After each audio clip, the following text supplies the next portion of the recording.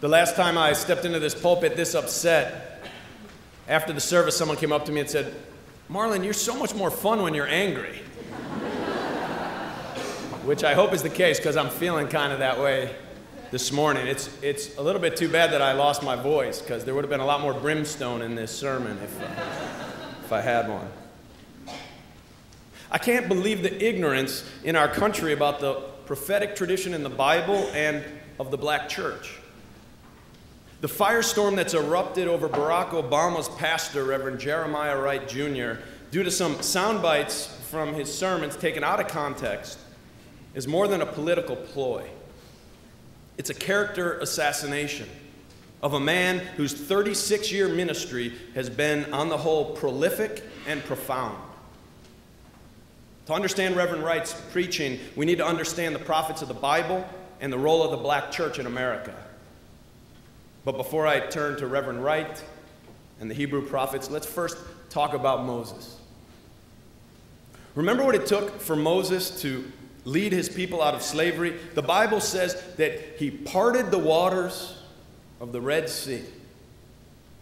I realize that there are people who say, well, it's actually the Reed Sea, and it's a wrong translation, and that's a marshy land, and you can walk through the marshy land, and that kind of thing. But this explanation misses the larger point, which is that it takes something truly extraordinary, nothing short of a miracle, to overcome the forces of oppression and domination. It takes something truly extraordinary to break the chains that bind us, even when those chains are something like drug addiction, or an abusive relationship, or hatred, or prejudice, or greed, or overwhelming grief. There are many kinds of bondage and ways we're held captive in our lives. The Hebrew prophets knew something about what it takes. These peculiar men used fiery, incendiary, and excessive rhetoric to get the attention of their society. They had a breathless impatience with injustice of all kinds. The prophets' violent outbursts are often harsh, relentless, and alarming. It's because the Hebrew prophets believed nothing less than the soul of the nation was at stake. The Hebrew prophet sees that his people have turned their backs on the ideals of their nation.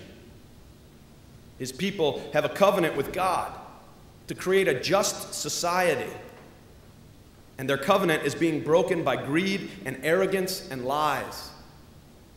And so, to get the attention of the people, his words can be vile and slashing, and they're designed to shock more than to edify. For example, the prophet Jeremiah calls his nation Israel everything from a prostitute to a harlot to a donkey in heat to a corrupt vine, and he goes on to curse their children and their grandchildren. And that's all before the 3rd chapter. He's just starting to get warmed up at this point. But how do we go about wrenching people from their addiction to corruption and greed? How can we conquer callousness and arrogance and ignorance? Have you ever tried to convince an addict to stop doing drugs? Or tried to make an alcoholic quit drinking? You might as well just bang your head against the wall. Now imagine an entire nation of people inebriated by a culture of violence. Well, come to think of it, that shouldn't be too hard for Americans. And imagine a society that exploits and neglects the poor and the immigrant, and does so under an illusion that they are the righteous of the world. That's probably not too hard for Americans either. Hopefully, you're getting the point of what the biblical prophets were up against. What can anyone do to wrest people's attention when they believe that civilization itself could come to an end and that the human species could and might just disappear? It takes something truly extraordinary. If only we could separate the waters of the sea, then maybe people would say, wow. And we get their attention. Yet the prophet's work is even more improbable. He needs to separate a people from their delusions and selfishness. The prophet believes that people must be aligned with the will of God, or else they will face total destruction. The prophet reminds his people that by sowing the seeds of immorality, they will reap their fatal and noxious fruits. But behind the sting and the sour words of the biblical prophets, there is always a deep and abiding love for his nation and its people. He's not calling down the wrath and damnation upon his country, as some misunderstand. He's trying to get them to wake up and change their ways to avoid such doom. His message begins with disaster, but concludes with hope. Yet in their zeal and hysteria, the prophets of the Bible are known for overstating their case. They're known for hyperbole and for making broad and sweeping generalizations. Jeremiah in the Bible says, "Run to and fro through the streets of Jerusalem. Look and take note. Search her squares to see if you can find one man, one who does justice and seeks truth. Every one is greedy and unjust, and from prophet to priest, everyone deals falsely." Were all the people of Israel greedy and unjust? Of course not. But the prophet's wails are not about accuracy, they're about attention. We see it in Amos and Isaiah and Micah and Jeremiah and all the prophets of the Bible. But we must keep in mind that these men believed, as many Americans believe, that their nation was to be a moral exemplar to all the nations of the world. And when their nation acts immorally and illegally, it can only lead to one thing, and that's great despair and destruction. Because if they don't set high standards, who will? Yet the cost of prophecy was high for the prophets in biblical times, as it is for prophets in all times.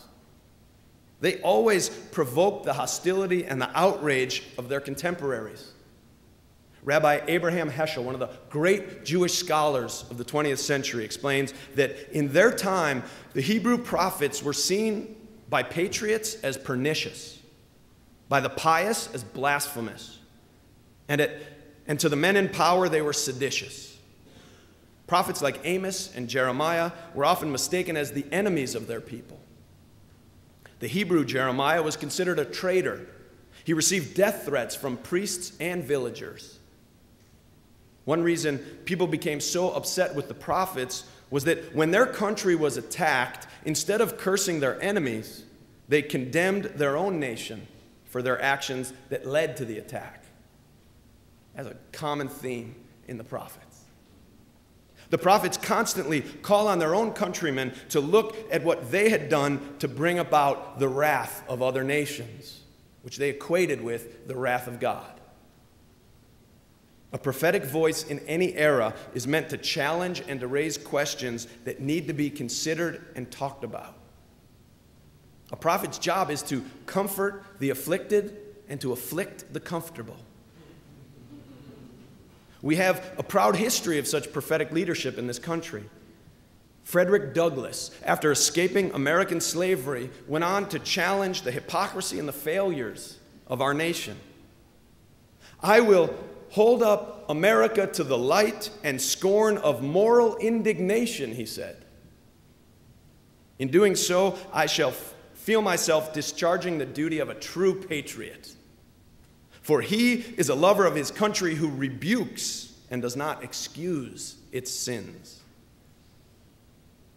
He would ask, or we could ask, how does one separate a government and a nation from a culture and economy based on centuries of slavery and racial degradation?